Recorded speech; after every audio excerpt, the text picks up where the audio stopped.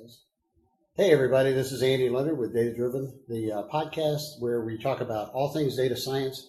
We talk about machine learning, artificial intelligence, and gosh, I don't know which category your stuff falls into. I guess data science? Not sure. BI, really. Really still business intelligence? Yeah, which I think a lot of BI is. There's overlap. A lot of overlap in that. So with me today is... Hi, I'm Meagan Longoria. And Meagan is, who are you with, Meagan? I work for Blue Granite. Cool. What do you do there? I'm a solution architect. We're a business intelligence and analytics consulting company. Cool. Competition. It's okay. They're great. Okay, so not only do you do that, but you're also active in Pass. You're obviously at SQL Saturday, Albuquerque. Yep. You just finished a presentation on, what did you talk about? Accessibility in PowerBI reports. So how to make graphs and data visualization that people can use even when they have vision impairments or motor skill issues where they may not use a mouse. That is very interesting. Now, see, I'm sorry I missed that. So it's not so. I know you talk about things like you said, vision impairments, color blindness. I know that's a big deal. How do you make the reports show those people? Because I know a lot of men are red-green blind, and red-green turns out to be pretty useful in business intelligence and reporting. Yeah. So you've got all of these green things and then this one red thing, and they're just gray. So how do you do that? How do you mess with that? How do you fix it? A lot of the recommendation is to use an icon instead of just color. So that helps people who also can't see the color in any way. Gotcha. Who just have low vision, is not specific to color. Other things you can do is change the size of text. When you're doing color in general, if you try to make the color that needs the most attention be really intense color, and then maybe if it's green, if you want to do red and green, then make your green light, because everything's happy. You don't really need to look at this.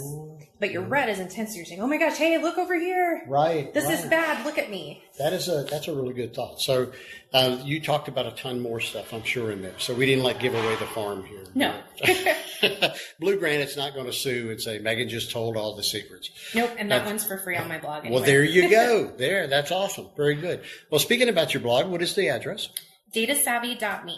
And so for people like me who can't spell, data and then SAVVY .me. Yes. Okay, cool. I've actually read your blog because Meagan does BEML stuff too. I do. She's very good at it. I've learned stuff reading her blog. You should too. I'm just saying. Okay, so the Pass Summit coming up in November, first week of November in Seattle. And is this your first pre-con? It is. I'm doing a pre-con with Melissa Coates, also known as SQL Chick. Wow. She is amazing and awesome. And we are teaming up to talk about Azure architecture. Nice.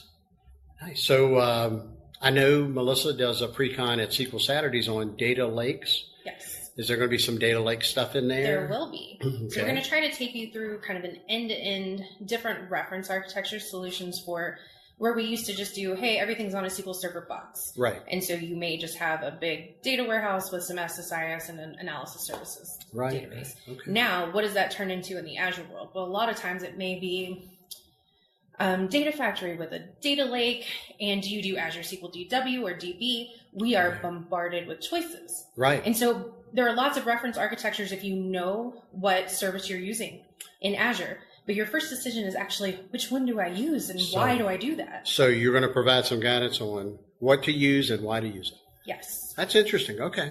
Well, I know I'll do a shout out here to my daughter Penny, who works with me. She's a fan, by the way. And she's thinking about coming to the pre-con. So I'm hoping she's able to do it. She'll be at the summit one way or the other. We don't know if she's been selected to speak yet, but we pitched a pair, a co-presenting thing, about a real-life project that we did. And I presented earlier here, too, at SQL Saturday, Albuquerque, and I talked about how to make SSIS go faster, and we were trying to load Aurora, AWS, MySQL in the cloud. Lots of fun there, but I came up with a really cool pattern that helped us out a lot. So she loves telling that story. If not, or even if so, she's going to be manning the exhibition hall enterprise data and analytics. Where is it? There we go. The Edna booth there. So looking forward to it. I had to catch you laughing.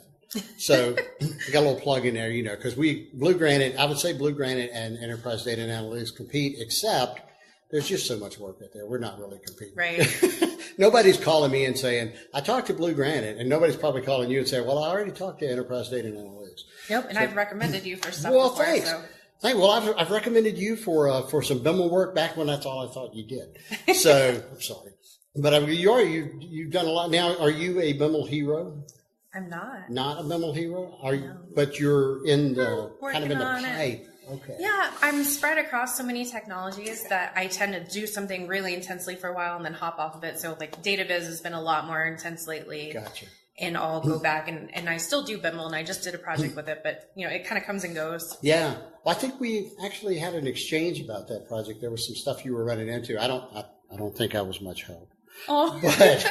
But I remember us chatting about it a couple months ago. Yeah. That's cool. That's very cool. Well, I can't wait to see the pre-con. I want to see if I can go in there too. I don't know. I'm doing one too. My first one solo, which I'm nervous about that one, but looking forward to it. I've actually rewritten about half of it already.